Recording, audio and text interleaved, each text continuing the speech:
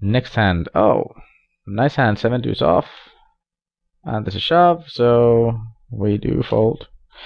Ace 8. Okay, perfect sizing. 2.2, 2.1, something like that. 2.2 times the big blind, taking down the blinds. And here we need to be very tight because the big blind, we're stealing from the big blind, who is the only shorty. So this, oh yeah, it's a knockout, so that changes things a little bit. But obviously, Jack deuce off is one of the worst hands in the deck. Ace Jack, Oy, payday, and he has pocket fours. Obviously, Ace Jack is an easy call, and nicely done. You get another bounty and a nice addition to the stack. So now you're the chip leader, so what I would love to see is some massive aggression. And actually the stack setup is nice as well, because whenever you're on the button in this setup, the slightly bigger stack is going to be in the big blind, who will be more reluctant to play versus you because he sees that the smaller stack already folded, and he's kind of in a high ICM tax zone whether he knows it or not. So I would open here. Nice, perfect.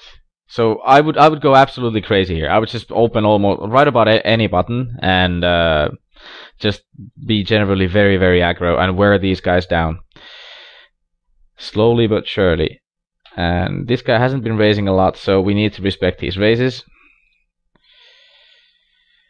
Believe it or not, but I'm opening. I'm at least testing him a little bit. I would make it 2.5. Folding is perfectly fine as well. If you want to make an any 2 steal in any point, you need a read. But Quaffas has been tight, so I think we could assume that it's going to be plus CV to just go a little bit crazy and steal on him. But I mean, I can't blame anyone for folding this either. 8 deuce off. Jack 9. I'm opening. Perfect. Well done. Ace 4.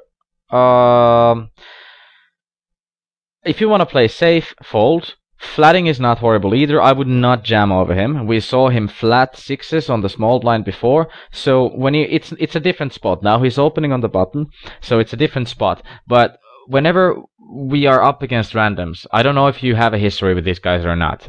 You didn't tell that in your email when you submitted the hand history, but whenever we face randoms and we have limited information on them, we can assume, let's think that we don't have a lot of hands on him on the button, and especially not 3-handed when he's on the button with these stack sizes.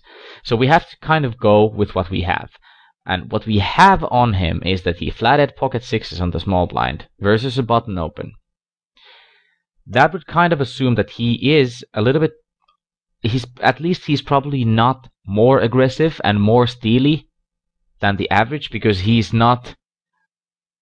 doesn't re-steal more than average either. And these two things kind of go hand to hand very often. So I would make an assumption here that he's going to be maybe on top 20%. He probably has a limping range here as well on the button, even if a lot of people would disagree with that whole concept. I'm not sure myself. I think you can sometimes limp something here as well. But this is probably, his range is probably any ace, maybe any pair, and strong broadways, something like that. And if you jam over, if he's calling with ace 8, ace 7 or better, jamming over is going to be horrible. So you just don't have the fold equity. So let's see what you do. You jam over. Okay, probably not horrible, but I would assume that you don't have enough fold equity against this guy to jam over with ace 4 offsuit. But then again, you're on the big blind and you are the chip leader, and it's a knockout. I forgot. It is a knockout. I don't play knockouts myself that much, so it's kind of hard to keep it in mind. So okay, it's a knockout, so I think that'll justify trying to get it in. Absolutely.